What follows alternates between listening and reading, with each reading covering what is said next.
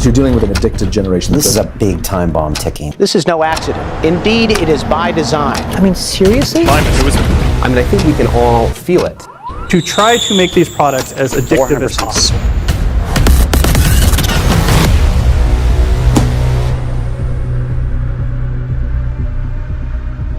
শুধুমাত্র বাংলাদেশ থেকে ফেসবুকের বছরে আয় 12,000 কোটি টাকা। কি অবাক হচ্ছেন? আপনি হয়তো জানলে আরো বেশি অবাক হবেন। বর্তমান সময়ে আমরা প্রতিদিন অন এভারেজে আমাদের মোবাইল স্ক্রিনকে প্রায় 2600 বার টাচ করে থাকি। শুধু তাই না, প্রতি 12 সেকেন্ডে একটি নতুন করে ফেসবুকের অ্যাকাউন্ট খোলা হয়। আর ফেসবুক ব্যবহারকারীর হার দেশের জনসংখ্যা বৃদ্ধির রেকর্ডকেও ছাড়িয়ে যাচ্ছে। আর তাই তো আমরা প্রতিনিয়ত একটা ডার্ক সাইড অফ সোশ্যাল মিডিয়ার কথাটি শুনে থাকছি।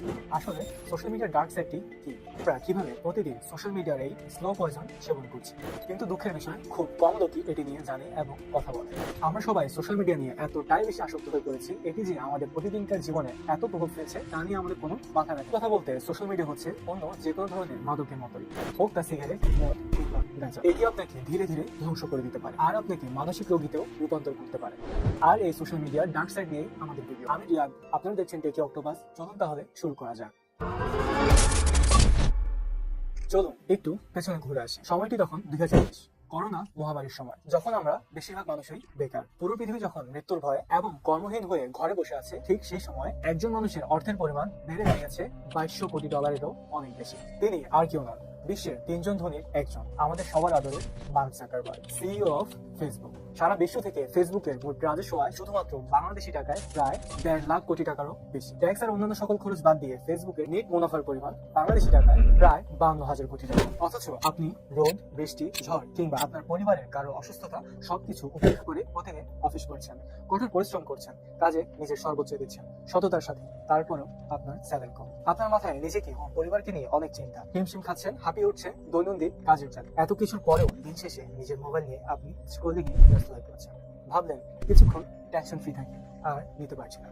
শুরু করলেন আপনার যাত্রা। ফেসবুক, না হয় ইনস্টা, না হয় এক্স অথবা স্ন্যাপচ্যাট, আবার কখনো মশলাদার টিকটক অথবা ইউটিউব ভিডিও। এভাবে বিভিন্ন সোশ্যাল সাইটে আপনি ডুবে রইলেন। এর মাঝেই আপনার অনেক মূল্যবান সময় নষ্ট হয়ে গেল। আপনারা অনেকেই জানেন, আপনার মূল্যবান ডাটা নিয়ে যে কোম্পানিটি গড়ে উঠেছে তার বর্তমান মূল্য $200 বিলিয়ন। আর এই সোশ্যাল সাইট গুলো হচ্ছে ডাটা ব্রোকার। আর আমাদের অতি আপন হয়ে ওঠা ফেসবুকও কিন্তু এদেরই অন্যতম।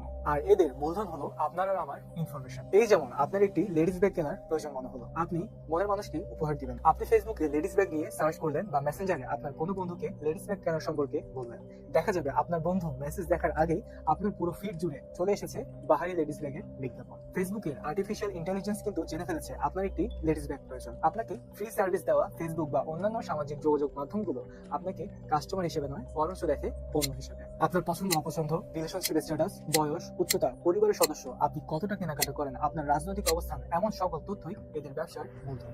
আপনার এসব তথ্য বিক্রি করে তারা উপার্জন করে থাকে। আর মজার ব্যাপার হচ্ছে, এইসব তথ্য জানতে কিন্তু আপনার অ্যাকাউন্টকে হ্যাক বা স্পাই করার কোনো প্রয়োজন হচ্ছে না।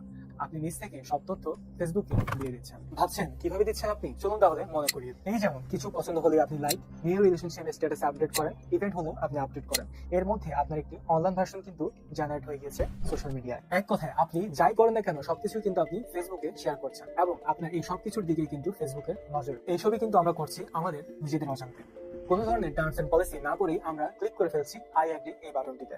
এমনকি ওয়েবসাইটে থাকা কুকিজও ব্যবহার করতে দিচ্ছি আমাদের নিজেদের ইচ্ছায়, যার ফলে আপনার এই তথ্যগুলো কিন্তু এই ওয়েবসাইটগুলো বিক্রি করে দিচ্ছে আপনারই অজান্তে। তাহলে এবার ভেবে দেখুন আমরা আসলে কতটা বোকা, আর কিভাবে আমরা তাদের হাতের ইশারায় নাচছি। টিকটকের নতুন নতুন ট্রেন্ড ফলো করতে গিয়ে দেখা যাচ্ছে অনেক টিনেজার মৃত্যুবরণ করেছে। যেমন কিছুদিন আগে ঢাকায় সশস্ত্র বাহিনীর এক সদস্য এক বিল্ডিং এর ছাদ থেকে আরেক বিল্ডিং এর সাথে লাফিয়ে যেতে গিয়ে পড়ে যায় এবং মৃত্যুবরণ। চীনে এক তরুণী 160 ফুট উঁচু ট্রেনে উঠে লাইভ করতে গিয়ে পা পিছলে যায়। যুক্তরাষ্ট্রে এক 12 বছরের তরুণ ছেলের দেহ উদ্ধার করা হয় যে ব্ল্যাকআউট নামক একটি চ্যালেঞ্জ করতে গিয়ে নিজের মৃত্যুকে গড়ে।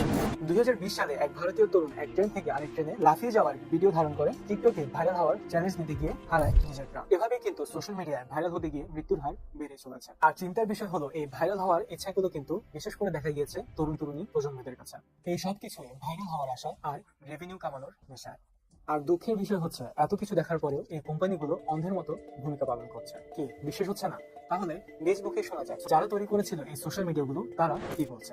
বাচ্চাদের ক্ষতি করছে সোশ্যাল মিডিয়া, ক্ষমা চাইলেন ফেসবুকের মালিক মার্ক জাকারবার্গ। কেন তার মতো একজন বিত্তশালী ক্ষমতাধর ব্যক্তি মিডিয়ার সামনে ক্ষমা চাইলেন? 2024 সালের ফেব্রুয়ারিতে ডাকা big take and online child sexual exploitation crisis নামে একটি শুনানিতে সিনেটের জুডিশিয়ারি কমিটি বিশ্বের শীর্ষস্থানীয় সামাজিক যোগাযোগ মাধ্যম প্রধানদের ডেকেছিল এবং সেখানে কঠিন প্রশ্নের মুখে পড়েছিলেন মার্ক জাকারবার্গ সহ অন্যান্যরা। মার্কিন আইন প্রণেতারা সামাজিক মাধ্যম প্রধানদের বলেন, কোম্পানিগুলো হাতে রক্ত নিয়ে ঘুরছেন। আপনারা এমন প্রোডাক্ট নিয়ে এসেছেন যা মানুষের মৃত্যুর কারণ হচ্ছে, কারণ নিজস্ব প্ল্যাটফর্মে শিশুদের উপর যৌন হয়রানির ঝুঁকি থেকে রক্ষায় তারা ব্যর্থ হয়েছে। আর ঠিক এই সময় বেশ কয়েকজন অভিভাবককে তাদের শিশুদের ছবিকে উঁচিয়ে ধরে রাখতেও দেখা গিয়েছে। তাদের বক্তব্য ছিল সামাজিক যোগাযোগ মাধ্যমের কারণে তাদের সন্তানেরা ক্ষতির সম্মুখীন হচ্ছে। সোশ্যাল মিডিয়ার কোম্পানিগুলো শিশুদের নিরাপত্তা নিশ্চিত করার চেয়ে আর্থিক লাভবান হওয়াকে বেশি মূল্য দিচ্ছে। আর এটির কারণে অভিভাবকরা এবং মানসিক বিশেষজ্ঞরা কিন্তু তাদের শঙ্কা প্রকাশ করেছেন। আর আইন প্রণেতারা চেষ্টা করেছে কিভাবে এই শঙ্কাকে দূর করা যায়। শুনানির এক পর্যায়ে মার্ক জাকারবার্গ অভিভাবকদেরকে বলেছেন, আপনারা যে কষ্টের মধ্যে দিয়ে যেতে হয়েছে তার জন্য আমি ক্ষমা প্রার্থী। আপনাদের পরিবারের যে ক্ষতি হয়েছে তা যেন অন্যদের না হয়। এছাড়াও টিকটকের সিইও শাওজি চিউ বলেছেন, আমার 3টি সন্তান আছে। আমি জানি যে বিষয়গুলো নিয়ে আলোচনা করা হচ্ছে প্রতিটি বাবা মার কাছেই তা দুঃস্বপ্নের মতো। এই শুনানিতে স্ন্যাপচ্যাটের প্রতিষ্ঠাতা Evan Spiegel, Discord CEO Jason স্ট্রিট এবং এক্স এর অনলাইন প্ল্যাটফর্ম প্রধানও উপস্থিত ছিল। সমীক্ষায় দেখা গেছে সামাজিক মাধ্যম বাচ্চাদের মানসিক স্বাস্থ্যের জন্য খারাপ। চামাত নামের একজন ফেসবুক ব্যবহারকারীর সংখ্যা বৃদ্ধির দায়িত্বে ছিলেন, আর তিনি গণমাধ্যমের একটি সাক্ষাৎকারে স্বীকার করেছেন তিনি যে সোশ্যাল মিডিয়া গড়ে তোলার কাজে সহায়তা করেছেন, এখন তা নিয়ে তিনি প্রচন্ড অপরাধ বোধ করছেন। কিন্তু তিনি একমাত্র সোশ্যাল মিডিয়া অ্যাক্টিভিস্ট নয় যিনি আমাদেরকে সচেতন করে দিয়েছেন। ব্রিটিশ গণমাধ্যম দ্য গার্ডিয়ানের একটি প্রতিবেদনে জানানো হয়েছে আমরা প্রতিদিন কি পরিমাণ সময় অপচয় করছি। দ্য ইকোনমিস্টের একটি প্রতিবেদনের শিরোনাম ছিল দ্য সান রিভার সিক্স। আপনি যে সময় এই ভিডিওটি দেখছেন তখন সারা বিশ্বের 19% মানুষ তার মোবাইল ফোনে স্ক্রলিং করতে ব্যস্ত রয়েছেন, আর তার মধ্যে প্রতি 5 জনের 2 জন নোটিফিকেশন চেক করতে ব্যস্ত। আর সত্যি কথা বলতে এটা তো কেবলমাত্র শুরু। আমরা এই ভিডিওতে তুলে ধরার চেষ্টা করেছি কিভাবে সোশ্যাল মিডিয়া আমাদেরকে ব্যবহার করে যাচ্ছে, আর এর নেশায় পড়ে আমরা কিভাবে নিজেরাই নিজেদের ক্ষতি বয়ে আনছি। আপনারা চাইলে সোশ্যাল মিডিয়া কিভাবে বিলিয়ন ডলার ইনকাম করে তাদের সকল টেকনিক্যাল বিষয়গুলো এবং আসক্তি কমাতে আপনি কি করতে পারেন তা নিয়ে একটি বিস্তারিত ভিডিও আমরা নিয়ে আসতে পারি। আপনার মতামত জানতে পারেন কমেন্ট বক্সে। আর ভয়ের ব্যাপার হচ্ছে এত কিছুর পরেও সামাজিক যোগাযোগ মাধ্যমের সাথে আরো একটি ভয়ের ব্যাপার কিন্তু যোগ হয়েছে, আর্টিফিশিয়াল ইন্টেলিজেন্স বা এআই, যা আসতে না আসতে আতঙ্ক ছড়িয়ে দিয়েছে সারা পৃথিবীতে।